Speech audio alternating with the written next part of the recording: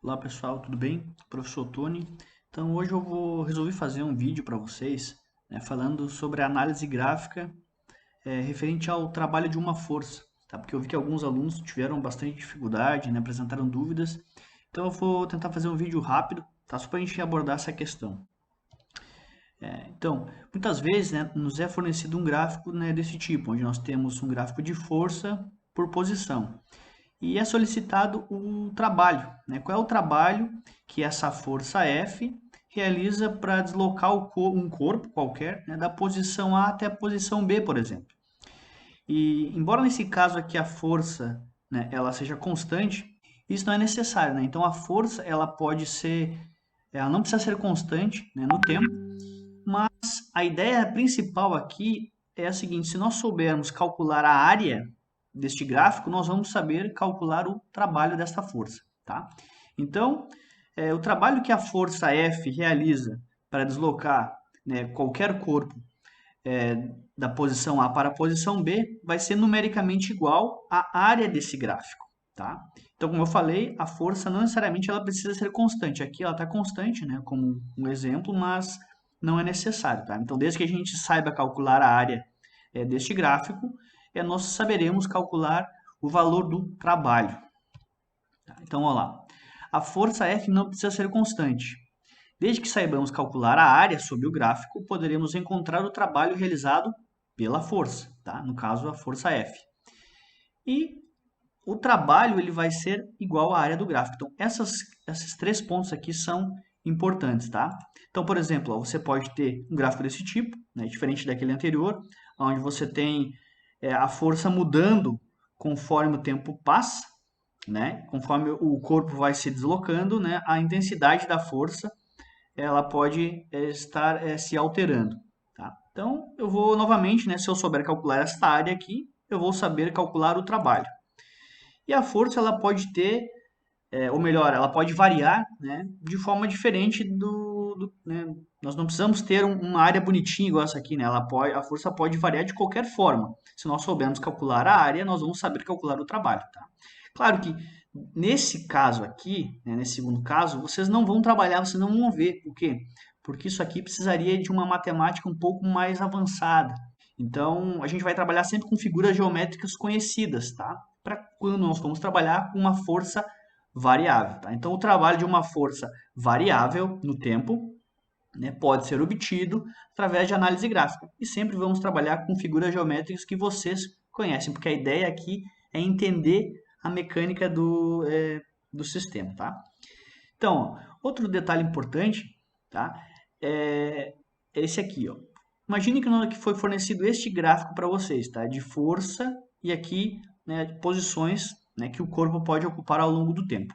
Como é que a gente pode trabalhar com gráfico nesse caso aqui, onde nós temos uma parte do gráfico em cima, né, dos eixos, né, das abscissas aqui, que no caso, né, são as posições, dadas em metro.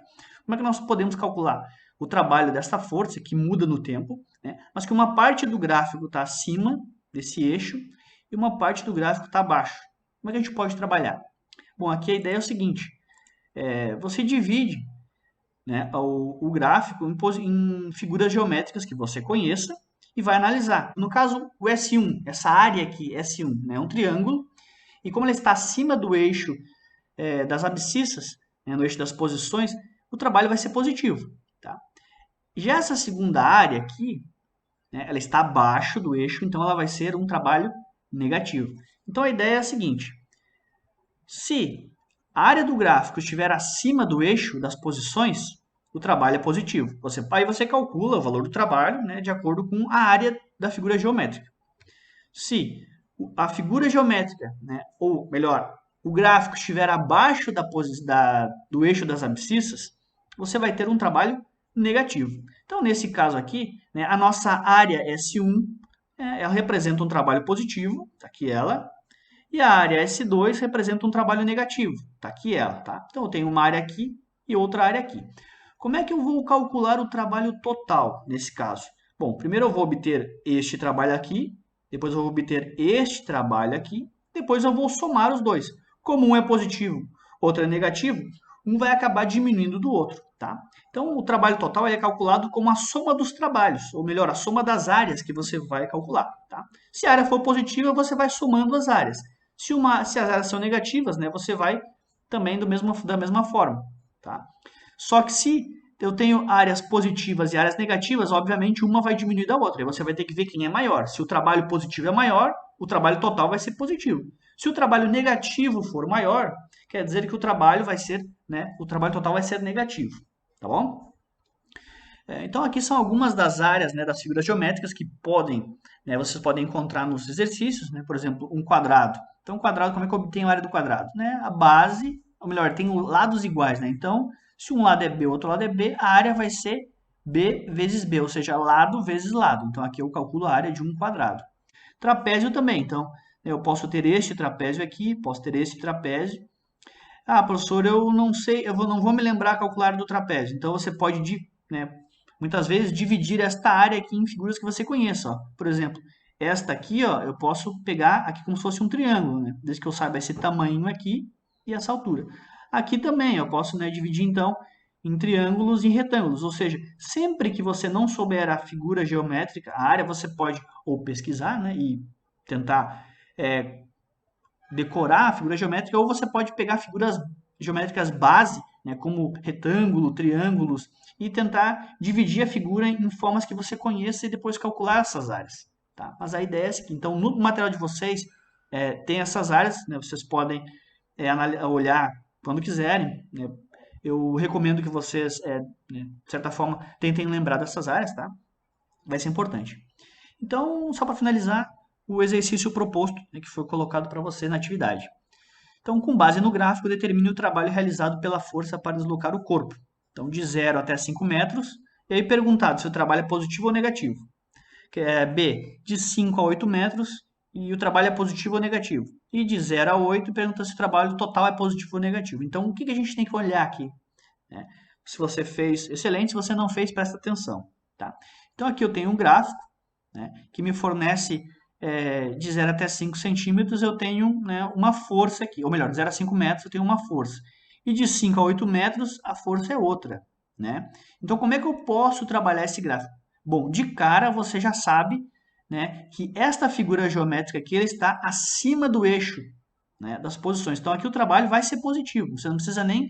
Se fosse perguntado só se era negativo ou positivo, você já dava a resposta. Tá? Não precisa nem calcular. Mas a gente vai calcular também. E aqui? Né, aqui está abaixo do eixo das abscissas, né, o eixo das posições aqui. Ó. Então, aqui já seria um trabalho negativo.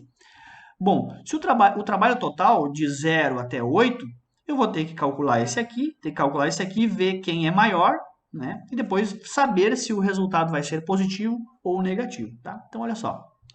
Vamos copiar o gráfico aqui. Vamos analisar. De 0 a 5 metros, o que eu tenho? De 0 aqui até 5 metros, eu tenho esta área aqui, ó. Tá? Esta área, como eu falei para vocês, está acima do eixo das abscissas, né? Que é esse eixo aqui, né, das posições. Então, ele é positivo. Mas qual é o valor desse trabalho? Bom, o valor do trabalho é igual à área, né, a esta área aqui, que é a área de um retângulo. Tá? Então, como é que eu calculo a área de um retângulo? É base vezes altura. Qual é a base? A base é este tamanho aqui, ó, de 0 até 5. Então, a base é 5, né? Tem um tamanho 5. E a altura de 0 a 100, então eu tenho uma altura 100. Logo, base 5, altura 100, 5 vezes 100 dá 500. 500 o quê? 500 joule, porque eu estou procurando o trabalho. Tá? Então, aqui já calculei o primeiro. De 5 a 8 metros. Então, de 5 a 8 metros, o que eu tenho? Eu tenho este novo retângulo aqui. Ó. Então, de 5 a 8, né, como é que eu calculo este valor aqui? Vamos lá. Então, o trabalho vai ser novamente a área. Só que qual área agora? A área, né, deste novo retângulo. A base é qual? Vai de 5 até 8. De 5 até 8, qual é o tamanho? Né? De 5 até 8, então eu tenho um tamanho de 3. Então, aqui tem, né, base 3 e a altura de quanto? A altura de menos 50. Tá? Então, ó, 3 vezes menos 50 vai dar menos 150. 150 o quê? Joule, porque eu estou procurando trabalho. Tá? A unidade de trabalho é joule. E por fim, de 0 a 8 metros, né, eu vou considerar essas duas áreas, né, e vou verificar qual vai ser o trabalho final. Então, eu vou pegar esta área que eu já calculei que é 500, né, e esta área que eu já calculei que é menos 150. 500 menos 150 vai resultar num trabalho de 350 joules. É positivo por quê? Porque o trabalho maior, ele tem sinal positivo. Esse trabalho aqui, que tem sinal negativo, ele é menor, né? Então, a soma deles vai resultar, né, neste valor aqui com um sinal positivo, justamente porque a área maior está acima do eixo das abscissas, né? Acima do eixo das posições. E aí, o exercício está resolvido. Tá? Então, até a próxima. Espero que eu tenha tirado dúvida de alguns e bons estudos.